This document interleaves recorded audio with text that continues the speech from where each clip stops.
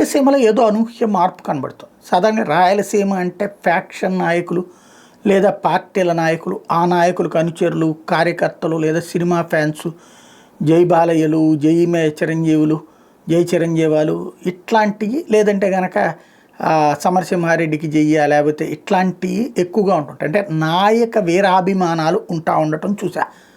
కానీ హిందూ శంకరరావుని సభలో అబ్జర్వ్ చేస్తే అనేక మంది కర్నూలు నుంచి వచ్చాం, అనంతపురం నుంచి వచ్చాం, చిత్తూరు నుంచి వచ్చాం, అన్నమయ్య నుంచి వచ్చాం, కదిరి నుంచి వచ్చాం, కడప నుంచి వచ్చాం, ఇలా మాట్లాడిన వాళ్ళు ఉన్నారు. అంటే నేను ఎక్కువసేపు తిరగల అందరిలో.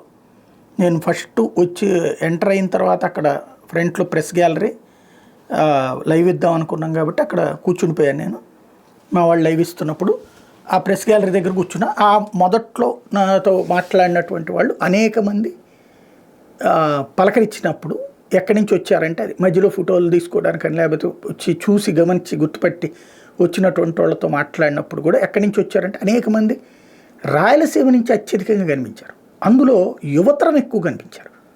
వృద్ధులు, మధ్య వయస్కులు కాదు, యువతరం. రాయలసీమ ప్రాంతాలలో హిందుత్వ చైతన్యం అనేది భారీగా పెరగడం అనేటటువంటిది చాలా గొప్ప విశేషం. అసలు ఏం జరుగుతోంది అక్కడ? ఎందుకంటే ఏదో సంథింగ్ ఉండాలి.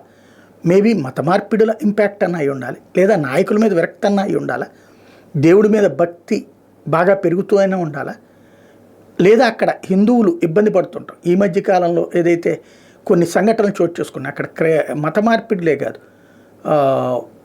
అంటే హిందువులని దెబ్బతీసేటటువంటి కుట్రలకి అక్కడ ఉన్నటువంటి రాజకీయ నాయకులు సహకరిస్తున్నారు.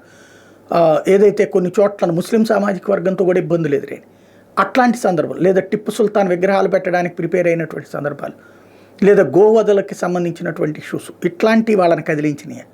ఓవరాల్గా చూస్తే రాయలసీమలో హిందూ చైతన్యం రావడం అంటే రాష్ట్రంలోనే పెనుమార్పుకి కారణం అవుతుంది. చాలా కీలకమైనటువంటి అందులో యువతలో ఈ ఆలోచన వచ్చిందంటే సంథింగ్ ఏదో జరుగుతుంది. మేబీ నేనేమన్నా మిస్ అయ్యి ఉండొచ్చును. తెలుసుకుందాం. కామెంట్స్లో వాటిట్లో కూడా కొంతమంది పెడతారు కదా.